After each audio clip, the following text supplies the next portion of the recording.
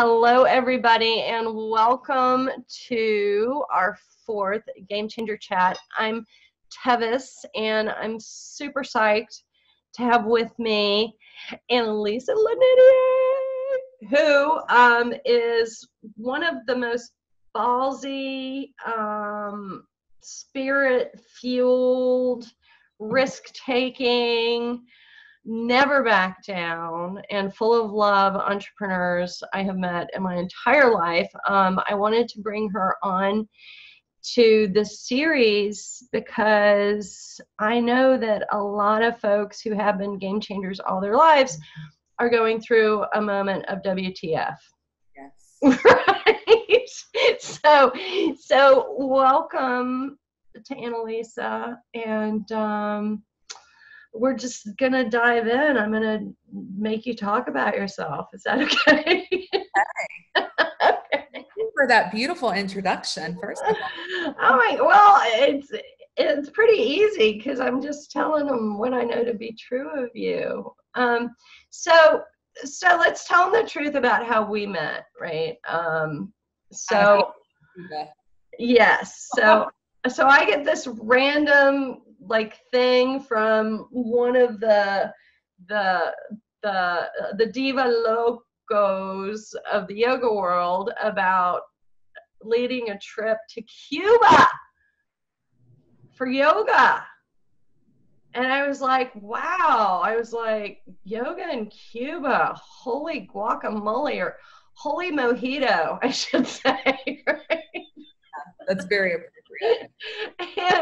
And I thought, well, damn, that's over my 49th birthday. I was like, I think that's a really special way to spend a 49th birthday. And so I see that she's partnering with someone I've never heard of called Annelise Lonidier. And I was like, well, okay. And all the coordination was done through you.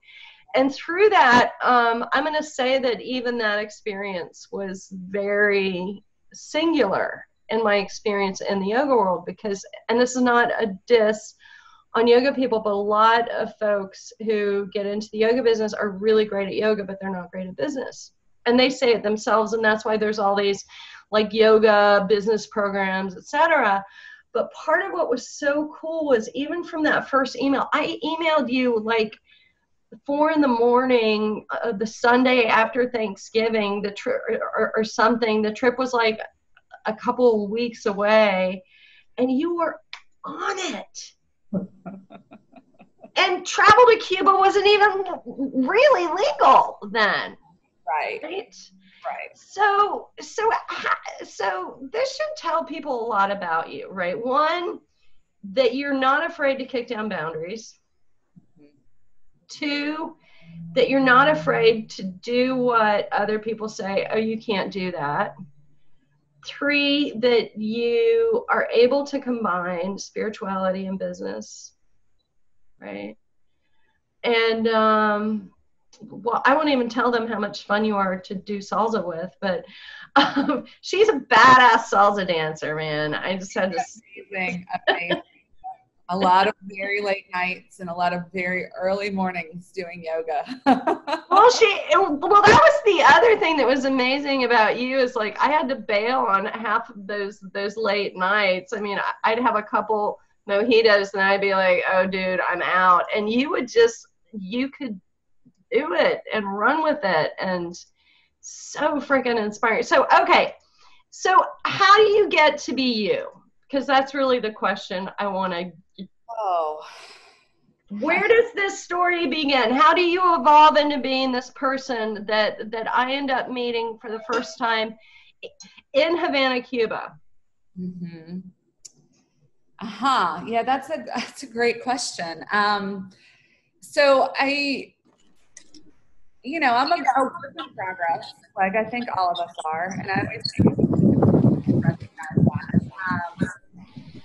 And I am kind of talking to you guys right now in the midst of a huge storm. I'm kind of in the thick of it because I have 2 studios here in Atlanta, and both of them are in jeopardy, I mean, just to really call it like it is. I think anybody who owns a small business right now, unless you're in the business of Clorox wipes and toilet paper, you're probably struggling with like, what does my future look like? So it's an interesting time to be doing this talk with you, but I do think a few of the things that you said are strengths that I know that I have. I am a very determined person.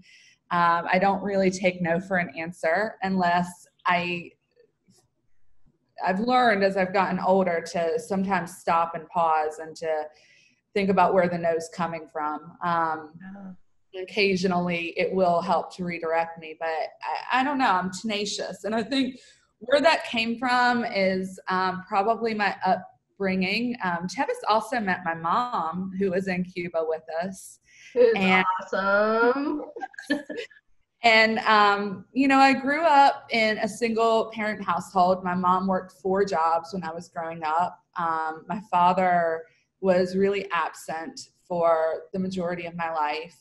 He had a decent job making decent money and just remarried and really didn't want to have much to do with us. And I think that work ethic was instilled in me from her, and that was instilled in her from my immigrant grandparents who came over to this country really with nothing. And so one thing I've always been taught is to work hard and to have pride in your work.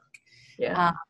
And then I also watched my mom, who was an incredibly hard worker, have jobs where she was often passed over for promotions because she was a college educated single woman, and in that time in the 80s, there was definitely, and there still is, there was definitely a glass ceiling, and there still is. And she wasn't great at advocating for herself. And I think that kind of gave me some of my fire, because I always felt like she would be taken advantage of, that she would do an amazing job at her work. She didn't make a lot of money. She was a teller at a bank for her day job. And the days that she didn't go into work, they would call the home like 3 or 4 times in a day and ask her questions about things that they needed, And I'd always like, you could run that bank. You could run that bank, And I think that kind of built this fire in me of, not letting people push me around too much, not taking no for an answer, really thinking outside of the box, not being boxed in by, the barriers that are around me. Because for her, she intended to be a housewife, and she really wanted to do that. And she was amazing with me when I was, 3, 4 years old. And when my father left, she was kind of thrown out to do the best she could to take care of us, but she didn't have a college education. And so there were definite, barriers, the unexpected of not really planning to be here. Curveball. Yeah. And at that point she had 3 kids, by the way, Oh, wow. It's like, how do I take care of these 3 kids and heal myself from a divorce I didn't see coming and also make a living? So I think watching all of that, and I think this is true of everybody, like part of our personality is DNA genetic, and a big part of it is the experiences that we've had in life and how we've learned to make sense of those things. Yeah. Hopefully to kind of push through them. So. Yeah, it's so interesting because you're talking about meaning making, right? How do we make meaning? And we are meaning making machines, right? Yeah. Like that is what our frontal lobe does, right? It scans the world and says, what meaning do I make out of this? What meaning do I make out of this? And what's interesting about what you're talking about, because when I asked you what brought you to be such a fascinating, compelling, and potent combination of strengths, right? You went straight to hard work. Right. Hard work, because you saw it, you did it, not taking no for, but you went to hard work. Now this is interesting because we are hot off of about 10 years of our culture glorifying not working hard. Yeah. Of our culture glorifying that everything should be, oh, it's all just going to flow. Right. We can all be social media influencers. Yeah, the 4-hour work week, whatever, right? And so let's talk about that. What do you get out of working hard? You. Oh, I am big on purpose. It's funny. I was talking to my daughter is 3 months old. And I was telling her yesterday, because I talked to her and she has no idea what I'm saying. She knows everything you're saying. Are you kidding? She does and she doesn't, right? And I was telling her how great she is and building her confidence. I was giving her a confidence building moment. And I said to her, you were brought into the world for a purpose. And I said, and I think you probably know what it is right now, but you're going to forget in a few years. So just hold. This is the yogi in me talking, by the way. Yogis, we believe that like when you take your first breath, you have a lot of wisdom, and that part of life is kind of covering up and making you doubt that wisdom. And so part of our journey on the mat is to strip a lot of that away and to come back to the wisdom that we had before, somebody hurt our feelings, our heart was broken, all the things that we go through that kind of make us second guess ourselves, right? So I was telling her, you probably know what that purpose is.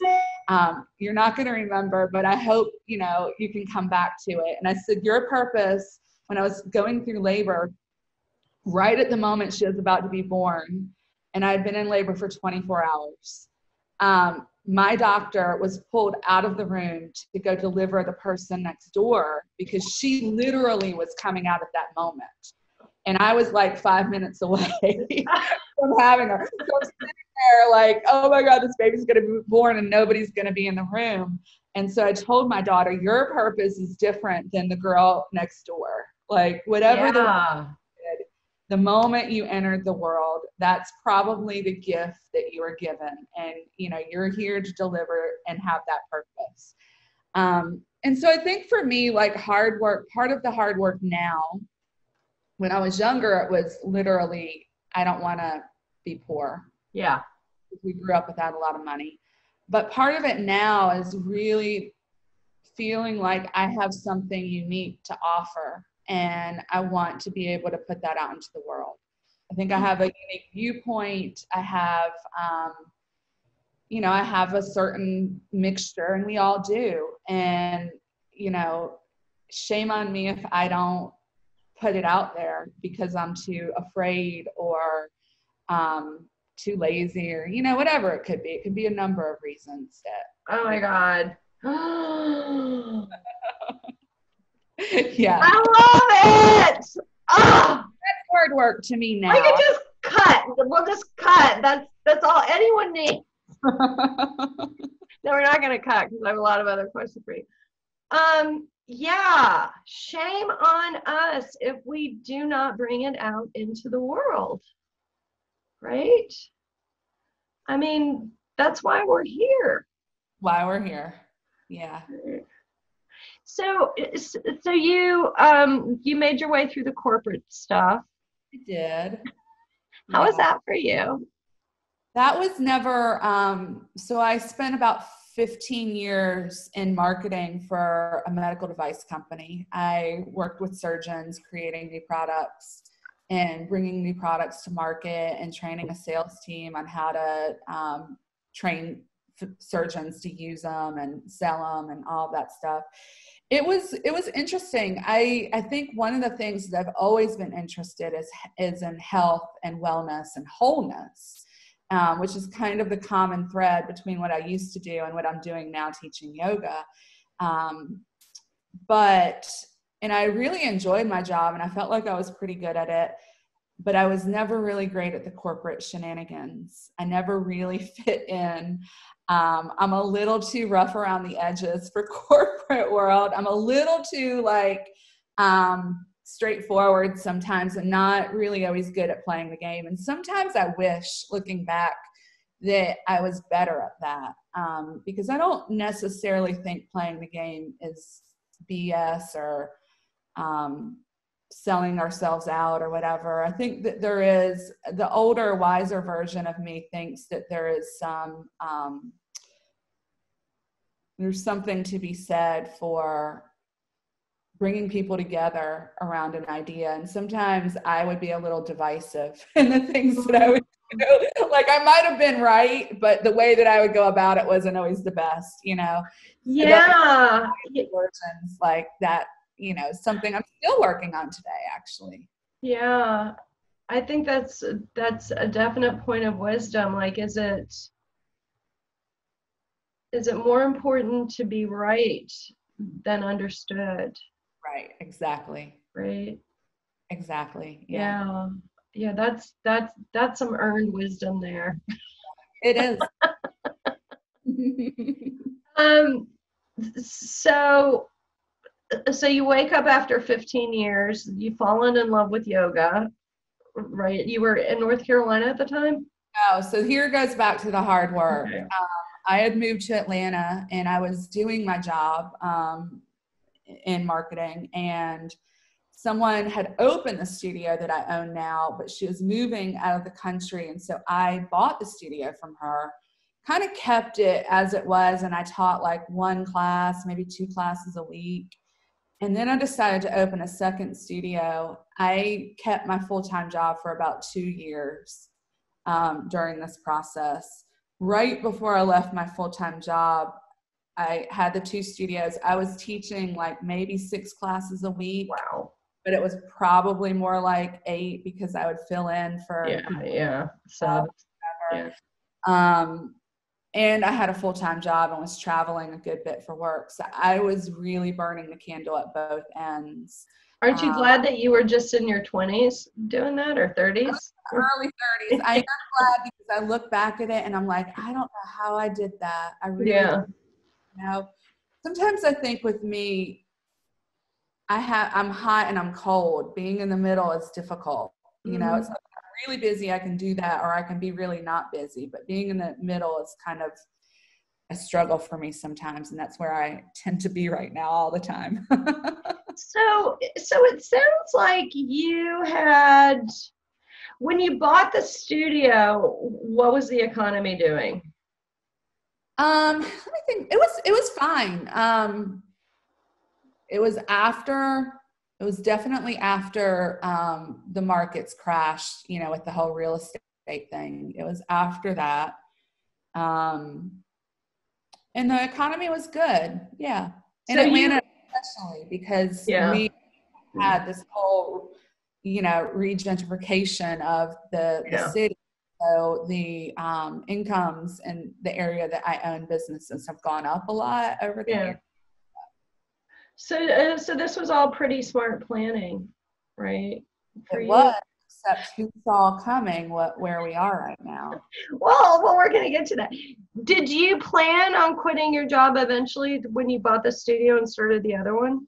I did, and people would always ask me you know, because they knew, my students knew I'd come in to teach at night, and they knew that I'd been working 9-10 hour day, you know, like them. And I'd always say, girl, when are you going to stop doing this to yourself? And I'd say, I don't know, but I am going to stop. I know I'm going to stop.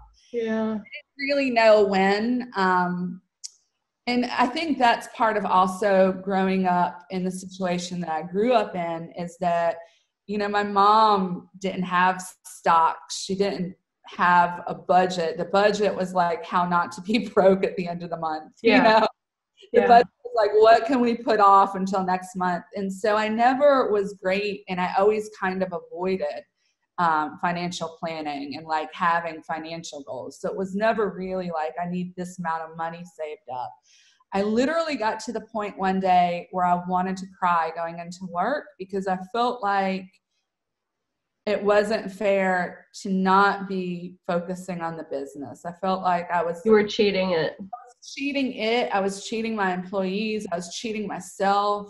I was doing this other thing that I liked, but I didn't love anymore. And I quit that week. Yeah. I have reached my point. It's that come to Jesus moment, right? It's that call back to your heart where your heart says, what are you doing and why don't you trust me? Yeah, that's exactly what it was. Yeah. Yeah. It's so important to listen.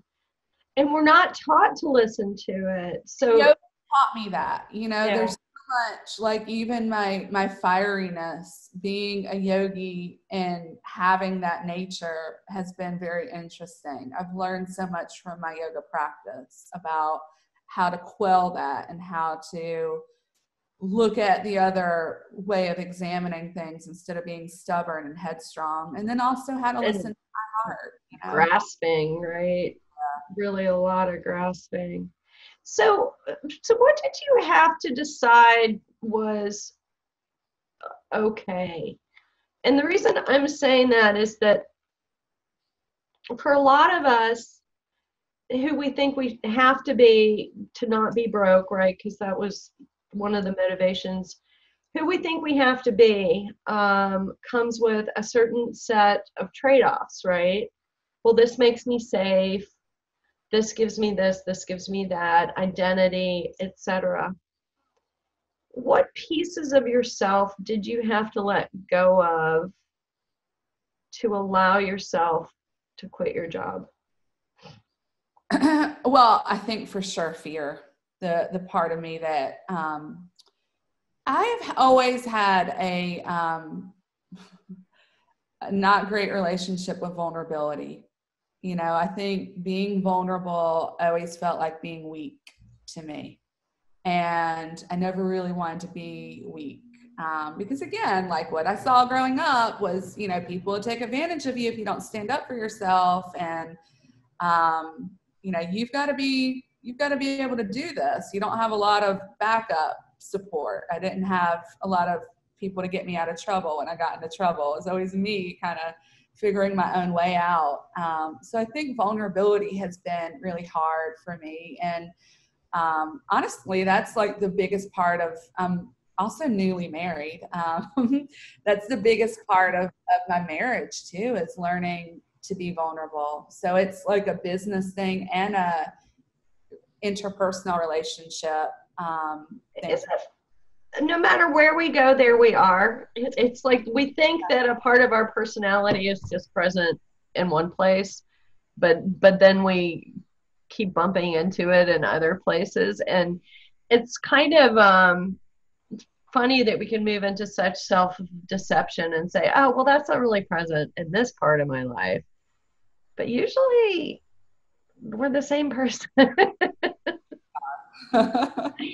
So thinking about yourself as a pivoter and a game changer, and thinking about, because I watch your posts, and part of what made me fall in love with you as a human being was the vulnerability and the combination of strength and gentleness that you bring to the practice on the mat. Absolutely. But in my experience, from 1,000 pixels away, of watching you practice vulnerability online and really stepping forward. And I'm just curious, has that been an intentional practice, or is it just flowing out of you now? It's an intentional practice, and at times it flows out of me, both. Okay. I don't know, like something about my personality too is like if something challenges me, I might avoid it for a little while, but once I start to tap it, I'm kind of like, man, I don't want to give in to that. Yeah. I really want to be uncomfortable. I try to challenge my comfort level, and vulnerability is a space that's really doesn't come natural to me, but I do share a lot of personal, Yeah. a lot of, the highs and the lows, because I believe on social media, it's a lot of the highs. And one of the things that I take really seriously with being a yoga teacher is helping people to heal, you know, whether that's like their hamstring or their heart, you know, I mean, it's the same work. And I try to talk about things that I don't like to talk about things when I'm in the thick of it, because I think sometimes when we're in the thick of it, we're either too emotional, we haven't made sense of it, we haven't gotten the wisdom yet. But I also don't like to wait until the very end when you can wrap the pretty bow around it. Oh, I hate that. When it's like, oh, I've got it all sorted out. It was all for a reason. Whatever. Show me some struggle. The moment that I'm like, oh, this is what life is trying to show me. This is what it is. I haven't done it yet, but I'm kind of seeing like this is what I'm working towards. That's when I try to share. And I really think by doing that, it allows people to, it sets a good example of like how to find wisdom from our challenges, because it's a big part of life, is to let the failures and the difficulties, you know, have wisdom too, you know. And holding both with equal reverence. Like, I love the dichotomy of grief and praise. Yeah. Right. As can we be transparent about what we grieve or what we really have to work through? And can we honestly celebrate what makes life beautiful? Because if we can't do one, we can't do the other. I promise you that. Right.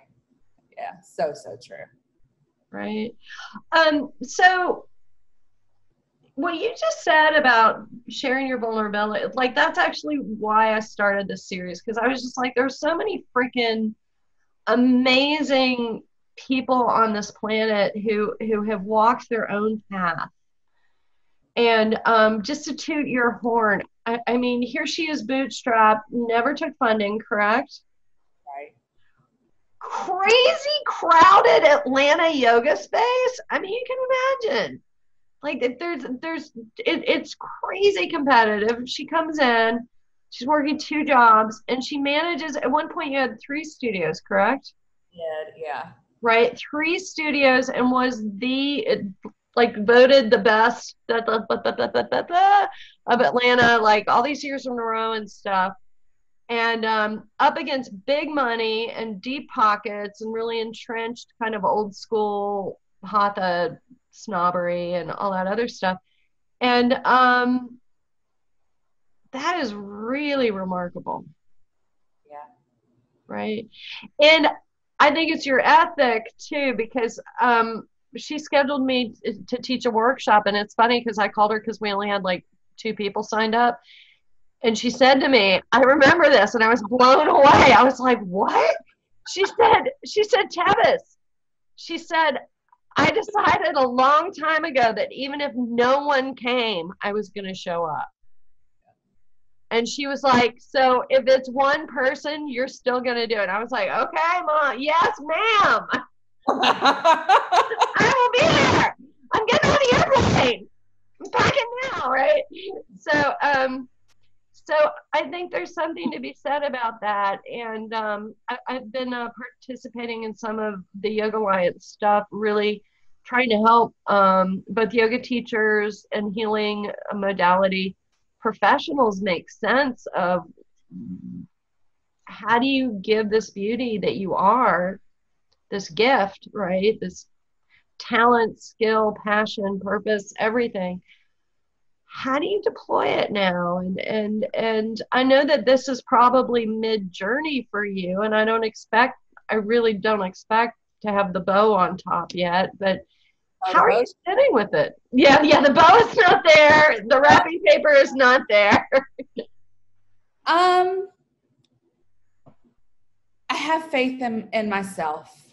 I have, I'm a religious person. I have faith in God too. But I also believe that, we have gifts that we're given, and I know what mine are and I know what mine are not. Yeah. And I have faith in myself that I will find a way, and that it doesn't have to look the way that I think it has to look. I have 2 spaces, and in Georgia, we were the first state to reopen, unfortunately. And so we've had a green light to have classes now for a while. And I used to have 6 to 7 classes a day at both studios, and most of them would be pretty crowded. Now I'm having 1 class a day between the 2 studios, and I get between 2 to 8 people maybe a day in my business. 2 people a day. It's very difficult. There is money out there for funding, but there's no way this money is going to get us through until the point where this goes away, because we're in the most intense spectrum of this, because we're relying on people breathing hard and being close together. And that's part of our business, is that you breathe hard and you get a lot of people in there. So it's not a lot, and we do classes virtually, but it's difficult because people lose their motivation when they don't have a space to go to. A lot of competition out there now. Part of what we have always, one of the reasons we've been successful is because we're really big on community and knowing our students by name and them knowing each other. And so there's a definite social aspect of it. That's so smart. Yeah, that people are missing right now, and then it makes it easy for them not to show up and practice when they're at home. So I don't know how it's going to look. I am open to everything, even to the extent I'm considering all options, including personal bankruptcy, and what would it look like if I had to sell my home? I mean, what would things look like? And I'm trying not to be scared of any of it. Yeah. And that it's funny, because when we sit with what we might call the worst or disaster or whatever, and then we think about the scope of human suffering, right? We think about what is actually possible to happen within the course of a human lifetime. And we ask ourselves, would this be bigger than my heart? Would this eventuality? And what I think is so beautiful about what your mom modeled for you, and what a lot of us can look at, a lot of people, it's like, I will get through this. I'm going to stick with it and get through this. I went to Rome and I saw the ruins. And I thought about how much intrigue and power struggle and greed and money and disease. And I thought, whatever happens in my lifetime, this too shall pass. Yeah. Right. Well, it's interesting what you just said about my mom, is that, my mom, she had a house from when my father left, and she refinanced it multiple times to pull out any equity that to just keep food on the table. Yeah. And so by the time I was out of college and I was working, my mom had lived in this house for 30 years and had no equity in the house, nothing. And she was, retirement age. And so I convinced her to sell the house. She sold it for like $500 she made on the house. She'd lived there for 30 years. And she moved down with me. And a couple years ago, I started to build her a very small, tiny. I remember you were building it when we were together. And so she lives in that, and she doesn't have to pay anything, right?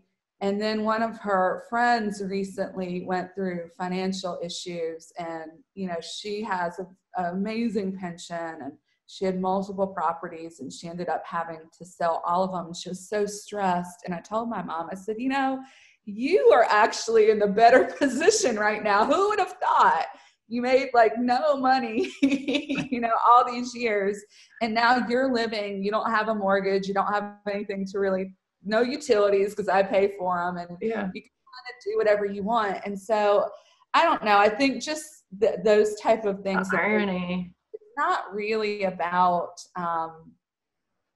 what we accomplish financially or, the job title that we have. It's truly about just being happy and having, those moments of happiness. And now she's here with her little granddaughter, and she gets to see her every day and see her grow. So she's living the life now. Yeah, right. And so are you, because you get to have these two women who are connected through you, actually know each other, right? Yeah. So Annelise, I want to tell everyone that you fell in love with a man in Cuba. Did. They got married. She went through all that pain in the neck. Yes. Immigration process, had a baby, and COVID hit.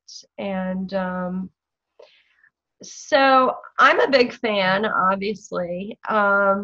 What can we do to support you? Oh, well, if you do yoga, I'm sure at least a couple people who end up seeing this are gonna do yoga, and they're gonna want to do it with you now, because they're gonna be like, holy cow, her heart is as big as the world. Yeah, you can check out our studio at Sacred Thread Yoga in Atlanta, Georgia. We have a ton of classes online and trainings online and all kinds of things that we're doing. Yeah, I don't know. Beyond that, I don't know. I mean, good, happy, positive thoughts, Yeah. I love to share my story, and if there's ever any way that I can, share some of the things I've learned, I'm always open to that. Yeah. Well, you said something really powerful about, and I commented on it already, but that bringing our beauty into the world is what we're here to do.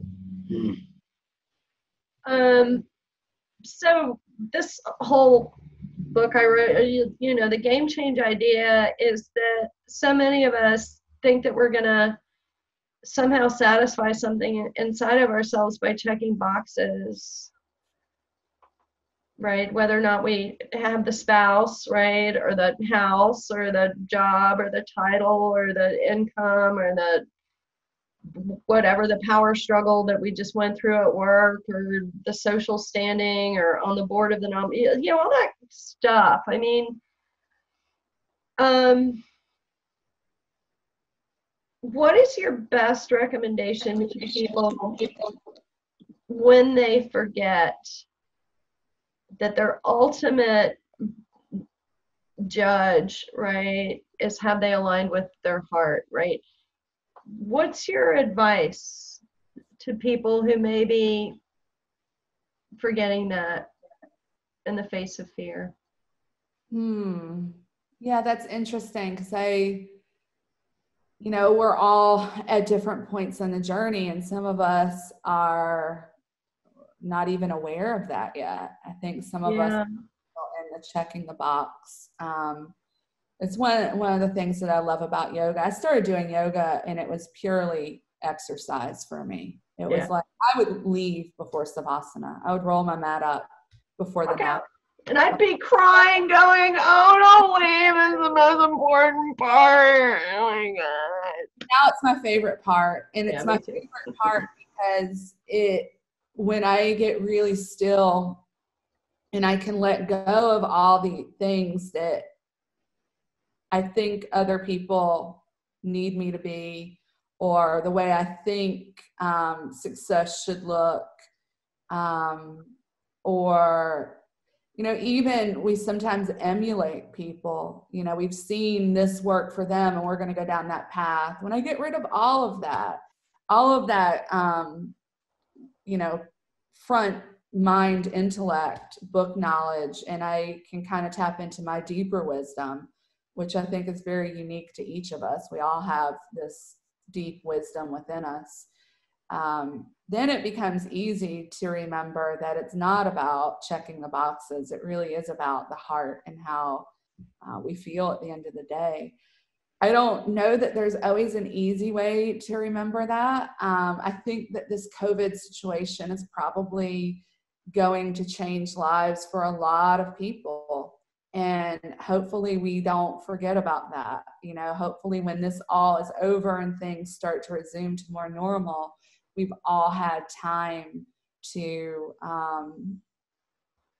absorb and make sense of some type of permanent shift that happens within us, you know? Oh, God, from your mouth to God's ears. Yeah, it has been. I mean, and I say, when I talk about all the options are on the table for me for what things look like going forward, that's scary too, because I worked for 8 years. You know, I had a full-time job and built this business at the same time. It was a ton of, 4-hour nights. And then I had this child, thinking that I could do my maternity leave this way and I'd take this much time off. And I have not had a single day that I haven't worked since I had her, not one day of maternity leave. So I'm saying this not, it's heavy and scary for me too. Yeah. I think sometimes say all the things are on the table and people are like, oh, wow, it's easy for her, but it's not. It's very difficult. Thank you. Because I think that that's what gets lost in a lot of these hero stories. Well, I can be amazing. I'm not Oprah. I'm not right. Branson or like Elon Musk or whatever. And I think that the thing about living a life that is radical, right, that really comes from your roots and that comes from that sense of self-expression, it doesn't mean it's easy.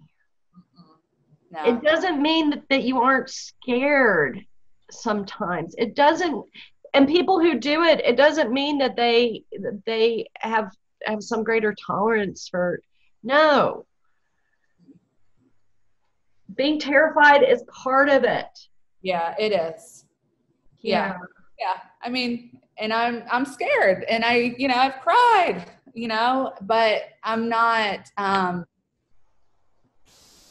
I know that part of life and success too is these experiences that we have become our superpowers, able to get through to the other side of this. I'm going to have some hard-earned wisdom. Yeah. Somebody else isn't going to have, Yeah. That in a way that has a purpose. I just really believe that. I really do. And as hard as the next couple years might be, and I've kind of resolved myself that they might be difficult for a couple years, but I don't plan on going anywhere anytime soon. So I'm going to see. I just want to hug you. Oh, on the other side of the just want to hug you. Well, I know that Margie wanted to ask you a question. I see a hand raised.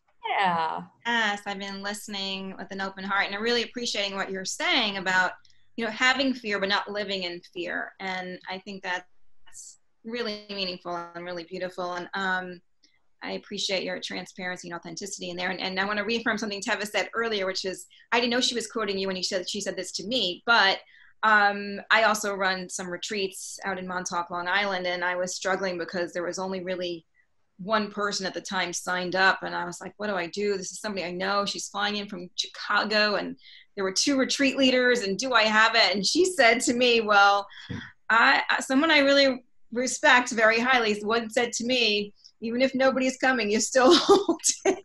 Now I know that was you. So, and I appreciated that, and that stuck with me too. So your word is spreading. But I did have a question for you. You actually addressed it a little bit right now, but certainly in your line of work, COVID and the shutdown as it exists has had a huge impact on your ability. It's not like you can just automatically translate it to online Right. But one of the things that we've heard, or I've heard from a lot of our clients, is that it's never going to be back to usual, right? Back to normal. We've all learned something from this, and we're all going to change our ways of doing business to some degree, and have learned something positive from it, that there's something that maybe we were meaning to change about our business, but we really hadn't had the chutzpah or the opportunity. So I'm just curious for you, cut to a year from now, and the studio is thriving again as you'd like it to be. What's something you're going to bring from this experience to that new business? Great question. Yeah, it's a great question. And there is one thing that I have thought about a few times. When we closed our doors, we closed our doors on March 17th. I had my first child on March 25th. So about 8 days before. And I knew at that point, the federal government had not passed any funding. So I'm looking at and I knew, I was like, this is not going to resolve in 3 weeks. I never thought that. I knew when we closed our doors, it would probably be 3 months that we would be closed. We actually opened up quicker, but I mean, opening and not having people is kind of still closed, right? So I sent an email out to our student base, and we launched this 21-day online challenge that was really not a yoga practice. It was like a journaling and meditation thing that we had put together. It was really easy for us to do, but it was also a way of helping people track what this experience was like for them to go to their house and to not see people. Because I thought, we all should be writing about this, because one day it will go back to normal-ish and we'll forget. And I was at the doctor having a ultrasound, because I'm 41 and you get them every 5 days when you're my age and you have a child. And I was getting so many emails, not just of people signing up for this, but also people donating money. I had students whose mothers donated money. Sisters sent me stuff on Venmo. Within a few hours, we raised $8,000. Oh, wow. Knowing this program and people giving, from their heart, it actually makes me emotional to think about it, because it was so sweet. But it really showed me the value of having relationships and being able to touch people. And a lot of the mothers and the sisters that I heard from would say, my sister went in and she was going through this divorce, and she always said that your studio is one of the most amazing spaces for her, and I really just want to give you $20, And it just reminded me, and it's easy to forget, because I tell you, there are days when I make the wrong call from a customer service standpoint, or I'm in a grumpy mood and I talk to somebody and I'm like, man, I hope I wasn't too much of a crab apple, but it really has shown me the value of just talking to people and having relationships with them and valuing those relationships, not because I want them to give me money, but because it will touch their life so much that they will be there, they'll want to help, on the back end. It means that it's made some impact in their life. So yeah, that's my biggest lesson. And I'm I could do a better job of that still, even though I've touched some people, I could touch more people, So I think a lot of times, one of the things that I try to do with the studio is to really look people in the eye. I think sometimes we walk throughout the day and people don't see you. It's like you're invisible. And when you go into a business and you feel seen, there's so much power in that. Yeah. Oh my God, I could talk to you all day. Let's go back to Cuba. No, I need to go back to Cuba. I know, we both do. Yeah. Girlfriend, thank you. Thank you, Marjorie, for that question. I hope that, yeah. Oh, it was beautiful. I really appreciated it. Yeah. So thank you. Thank you for taking time. Thank you for opening your heart. Thank you for being transparent that it's not freaking neat and easy. Yeah. Right? Hopefully. I don't know if you saw Lindsay's note here. She had to jump off, but she Oh, said, okay. thank you for sharing and holding this space. So. So this is all in connection to this book I've written. People have asked me, does radical mean extreme? And I'm like, no, it means coming from your roots. And this is a time of game change. Nothing will ever be the same. And the question is, can we use a moment of change as an opportunity to evolve in more true alignment with our hearts? And my vote is always hell yes. So it comes out on August 10th. It's on pre-order on Amazon and all those other good places. And Annelise, I am going to sign up for one of your classes online this week because I've been totally like on my yoga practice, and I know that you will light that fire for me. So thank you, my sweet friend. It was so good. So good to share space with you. Thank you. Thank you guys. Bye, you guys. Thank you.